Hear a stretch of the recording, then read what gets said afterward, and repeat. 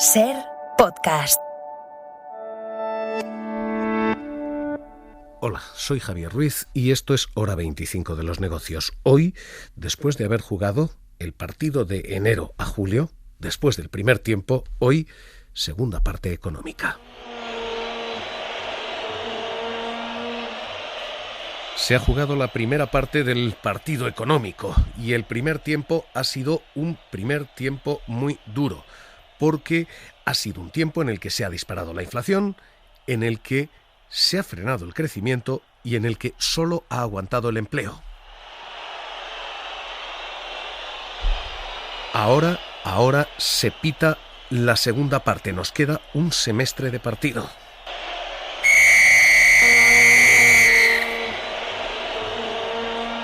Y hay 3 capítulos por delante: inflación, crecimiento y empleo. Así que en ese triple escenario, hoy hacemos lectura del segundo tiempo económico. Con la inflación, con los precios que cuando empezó el año estaban en el 6%. Hoy están en el 10,2%. Han subido 4 puntos en 4 meses y venían literalmente de estar en un 0 cuando comenzó el año anterior. Así que lo que hay es una subida de precios sin precedentes que en apenas esa primera parte ha hecho patinar al gobierno. En marzo, el ejecutivo Nadia Calviño decía: la inflación no se va a ir a 2 cifras. No se prevé una inflación de 2 cifras como media del año. Es decir, que ahora estamos en un momento de aceleración debido al alza de los precios de los carburantes. Hoy el escenario ha cambiado y lo que tenemos es este nuevo discurso. Lo que antes se decía en marzo, ahora se corrige en julio. Tenemos que prepararnos como trabajar con un escenario de inflación más persistente y más elevada. Tenemos que trabajar con un escenario en el que los próximos trimestres van a ser complejos. En un semestre, en 6 meses, en la primera parte de este partido económico de este año, los precios se han desbocado absolutamente. Y no lo han hecho solo los de la energía, lo han hecho todos, absolutamente todos, porque la energía ha permeado a toda la cesta de la compra. Jordi Fábrega, ¿qué tal? Muy buenas noches. ¿Qué tal? Buenas noches. Jordi, lo que se esperaba era una subida más o menos tibia, ahora mismo es una subida desbocada, y ya no solo de la inflación energética, sino de toda la cesta de la compra, ¿no? El año empezó con una inflación al alza, pero con la expectativa de que a partir de primavera los precios empezaran a bajar. Pero estamos a julio y lo que ha ocurrido es que esa moderación no ha llegado y los precios suben cada vez más. 2021 terminó con una inflación en España del 6,5% y la primera mitad de 2022 nos deja cada mes cifras superiores al 8% hasta llegar al récord del 10,2% de junio y la expectativa de que la inflación siga disparándose al menos en los próximos meses. Baste una cifra: la media de inflación de todo el año pasado fue del 3,1% y la media de lo que llevamos de este año ya es del 8,6%. Hoy, para hacer de comentarista de esta primera parte del partido, José Ignacio Conde Ruiz, Fedea. ¿Qué tal? Muy buenas noches. Hola, buenas noches. ¿Cuándo se frenan los precios? Esta es la cuestión en este segundo tiempo que tenemos por delante. ¿Cuándo se para esta inflación? Bueno, esa es la gran pregunta, ¿no? Sabemos que el mes de julio todavía es muy probable que los precios sigan subiendo, porque hay que descontar el mes de julio del año pasado, donde cayeron los precios en términos intermensuales 0,8, y por lo tanto, aunque no subieran nada los precios este mes de julio, pues aún así la inflación seguiría subiendo, ¿no? Por lo tanto, el mes de julio seguramente van a aumentar, el mes de agosto vamos a ver. La cuestión aquí, Javier, que es lo que está todo más complicado, tiene que ver sobre todo con qué va a pasar con el gas, ¿no? Y parece que se está restringiendo el gas, así la energía no deja de caer. Y luego, sobre todo, la clave, y yo creo que es de lo único que se va a hablar a partir de septiembre, una vez pasado el verano, es del pacto de rentas. Uh-huh. Si no se hace bien el pacto de rentas, pues seguramente vamos a ver una evolución de la inflación pues que va a tardar mucho en contenerse. ¿Por qué ese pacto de rentas puede funcionar? ¿Las empresas pueden contener sus márgenes, los trabajadores contener sus salarios y al final la inflación contenerse? ¿O hay incentivos a que alguna de las dos partes o algunas empresas violen esto y ese pacto descarrile? Ese es un poco el problema, que Javier, que efectivamente los salarios es lo más fácil, porque básicamente es lo que se ve y hacen los trabajadores, pues un poco se quejan. Los márgenes empresariales son más complicados de ver. yo creo que requeriría hacer un observatorio, ver qué está pasando con los márgenes empresariales. Uno, además, ya tiene algunas señales de que parece que están aumentando, sobre todo en el sector de la alimentación, así por un poco de evidencia anecdótica, pero yo creo que la clave va a ser justamente esa, ¿no? Ver en qué medida pues que los márgenes, que las empresas no aprovechen, por así decir, el buen comportamiento que puedan tener y que están teniendo la negociación salarial, que está en un 2,5, que son unos niveles bajísimos, ¿no? Y aprovechen para subir los márgenes.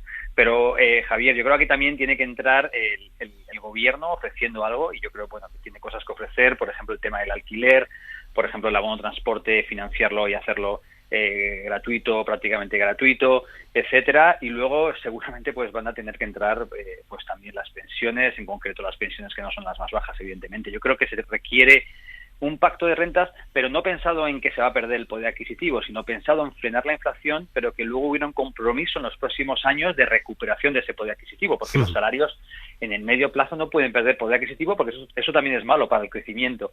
Básicamente se trataría un plan de choque para contener la inflación, porque si te lo miras, los otros datos de la economía española, yo los estaba mirando ayer, son realmente buenos, ¿no? Yo creo que hay 4 datos que pasan desapercibidos, porque la inflación se lo come todo, evidentemente, y además es lo que nos tiene más preocupados, pero el empleo está 1 millón de afiliados más que antes de la pandemia. Te hablo de datos por encima de la pandemia. Es lo que iba a decir. Las exportaciones por encima, la formación, la inversión en equipo, que eso quiere decir que las empresas confían en el futuro, también ya está muy por encima, y el déficit del primer trimestre está en niveles también de prepandemia, ¿no? Yo creo que hay una serie de indicadores ahí muy positivos pero claro, es que la inflación se lo va a comer todo. Yo, por lo tanto, creo que ahora lo que habría que centrarse es en contener esta inflación y ya tomar en serio un pacto de rentas. Yo creo que es fundamental. Le voy a preguntar enseguida por el resto de datos, pero en este primer capítulo de inflación, capítulo de precios, en la grada entre los aficionados,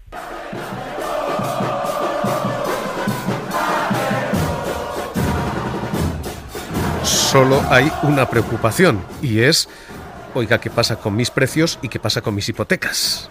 Sí, hombre, se nota en todo, en la compra sobre todo, se nota mucho, sí. En lugar de comer a lo mejor 4 piezas de fruta, pues a lo mejor como nada más que 2. Porque 4 a lo mejor son mucho. Sigo comprando lo mismo, pero gastando más, evidentemente. Y aquí ha habido un cambio de discurso también que ha virado. Antes, en el mes de abril, el Banco Central Europeo decía, habrá subidas de tipos, quizás, decía literalmente Christine Lagarde, If the situation continues as predicated at the moment, que si la situación continuaba, existía la posibilidad de una subida. ¿Cuántas veces estaba por ver? Ahora ya está claro que habrá como mínimo una en julio y como mínimo otra en septiembre, y que el Banco Central Europeo está abierto a que haya más. We will continue along this normalization path and we will go as far as necessary. Y que se va a hacer lo que sea necesario, dice el Banco Central Europeo. José Ignacio Conde Ruiz, ¿vienen 2 subidas, vienen 2 cuartillos, julio y septiembre, o viene más? Pues otra vez, va a depender de si somos capaces de controlar la inflación.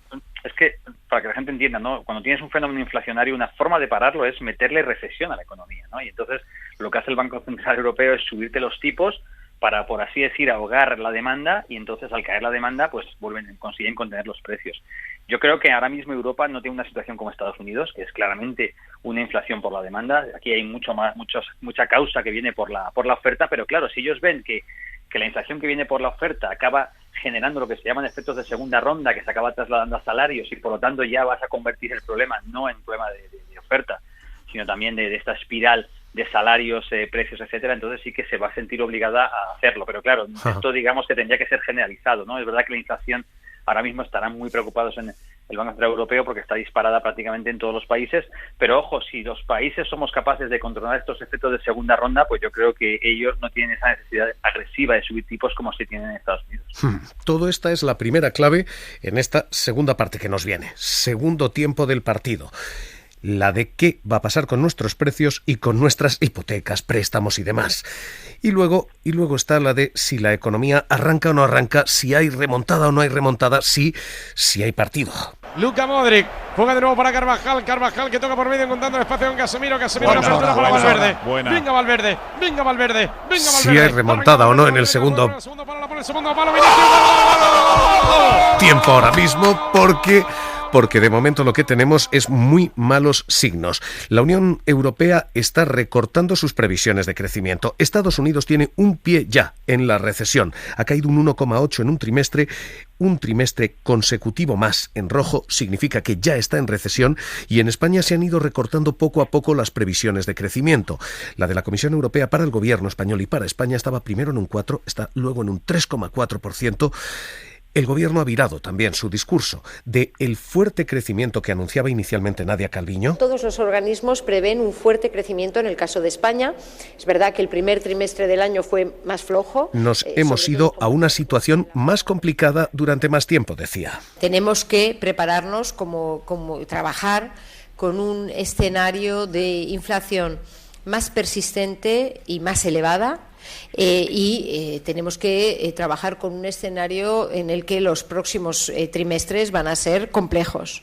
Jordi Fábrega, de momento, en términos de crecimiento, ¿qué nos ha pasado? ¿Dónde estábamos? ¿Dónde estamos? Empezamos el año con la expectativa de que el crecimiento con el que terminamos 2021 se prolongara.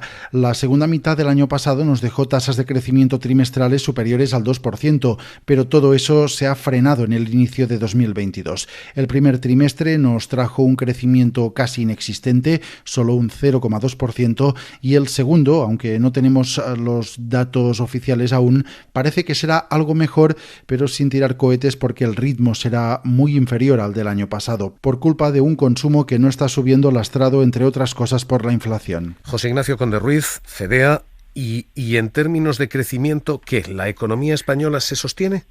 Bueno, digamos que el segundo trimestre va a ser mejor que el primero, y yo creo que el tercero también, porque tenemos todo el turismo internacional, etcétera, yo creo que también está descontado que va a ser bueno. Yo creo que todos los riesgos a la baja están puestos, por así decir, en el otoño, ¿no? En el cuarto trimestre hay muchos riesgos a la baja, pero eso no quiere decir que se vayan a realizar, ¿no? El riesgo está allí, y eso hace que las previsiones, por así decir, den más probabilidad a estos eventos tan negativos, pero todavía no se han realizado. Yo creo que a mí es una situación en coyuntura muy complicada, porque, como te decía, hay indicadores muy positivos que están sorprendiendo, como las exportaciones, que a pesar de no haber recuperado el turismo todavía, ya está por encima. Sobre todo, Javier, los bienes de equipo. ¿Por qué la inversión en bienes de equipo aumenta tanto cada trimestre cuando yo estudiaba economía, ¿no? Cuando estudio economía es como el indicador de que las empresas invierten porque creen que hay confianza en el futuro. Es verdad que están los planes europeos que están haciendo tirar también allí, pero efectivamente es que la inflación lo que está haciendo es retraer el consumo, porque la inflación y estas noticias que, por un lado, incluso hay familias que ya no pueden consumir porque, como has puesto ahí, pues ya no les da la renta, y hay otras que, aun pudiendo consumir, pues están preocupadas de cara al futuro y aumentan el ahorro, ¿no?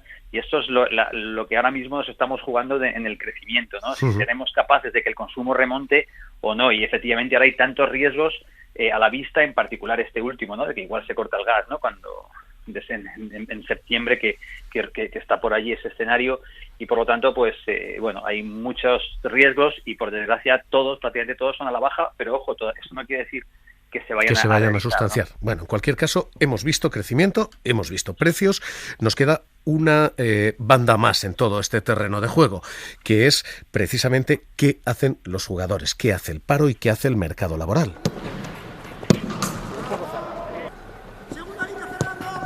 Porque ahora mismo la plantilla ha funcionado extraordinariamente bien. En términos de seguridad social, en apenas 6 meses se han creado 263.000 empleos nuevos. Y en términos de paro, en un año, el paro ha caído en 733.757 personas. Es espectacular el comportamiento del mercado laboral, que sí está funcionando. Pero que nos deja una sombra de duda, y es Alejandra de la Fuente. ¿Qué tal? Muy buenas noches. Hola, ¿qué tal? Muy buenas noches. El último dato, el paro, que debía caer mucho en este mes de junio, ha caído relativamente. ¿Qué ha pasado? ¿Qué balance hacemos del primer tiempo económico en términos de paro? Pues es verdad que este mes de junio ha caído menos, pero aún así estos 6 primeros meses del año la reforma laboral ya se ha dejado notar. Con ella los contratos indefinidos se están afianzando y estos ya suponen 1 de cada 2 contratos firmados. De hecho, el mes de junio ha cerrado con el 44% de contratos indefinidos, una cifra que mejora significativamente en las personas mayores de 30 años, que suelen ser las que peores contratos han tenido y mayor temporalidad, cuyos contratos indefinidos ahora suponen el 64%. Como consecuencia de ello, las tasas de temporalidad son históricamente bajas y ahora se sitúan en el 60,8%, casi 31 puntos menos que la de junio de hace un año, del año pasado. En términos de afiliación, Javier, estos primeros 6 meses también dejan unas cifras muy buenas, digamos históricas. La afiliación a la Seguridad Social suma 263.000 nuevas personas en el primer semestre de este año, 2022, y nunca habíamos tenido tantos afiliados, 20,3 millones de personas trabajando. Aquí el antes y el después ha cambiado radicalmente. De hecho, lo que se esperaba era el apocalipsis económico en el mes de marzo. Yolanda Díaz y el Gobierno esperaban esto. Esta cruenta guerra va a ser significativa en nuestro país en términos económicos y en términos de empleo. Esta es de las pocas certezas que tenemos. Nos gustaría que no fuera así, pero va a ser. Y ahora lo que está resultando es que el mercado laboral, el del empleo, sí aguanta, sí funciona. Hoy, Pedro Sánchez. Sencillamente formidables. Con una inflación como la que tenemos, con una crisis económica a las puertas de Europa como la que estamos sufriendo por la guerra, en este mes de junio han sido 115.000 afiliados más a la Seguridad Social, 42.000 parados menos, un 44% de contratos indefinidos.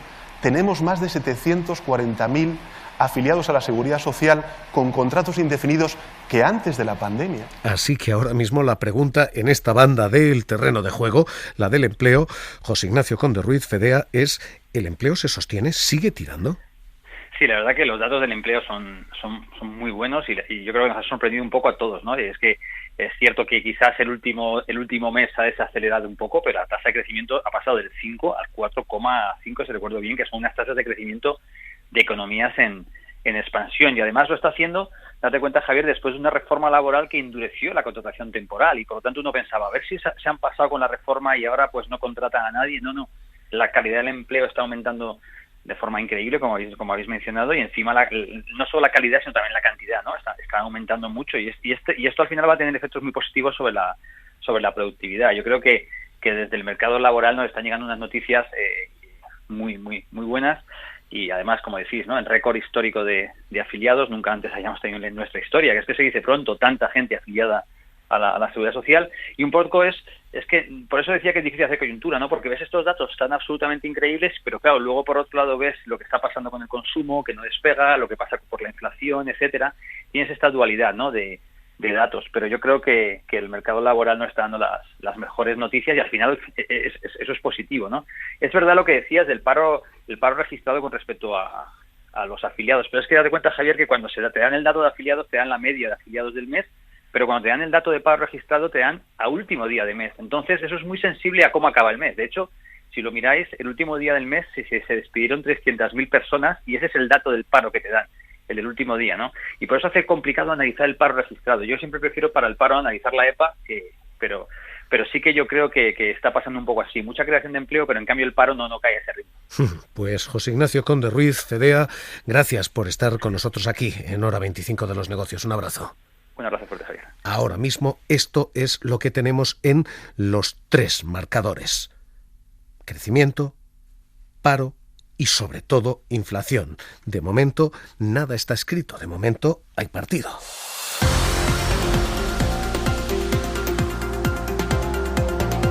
Suscríbete a Hora 25 de los Negocios. Todos los episodios y contenidos adicionales en la app de Cadena SER y en nuestros canales de Apple Podcast, Spotify, iVoox, Google Podcast y YouTube.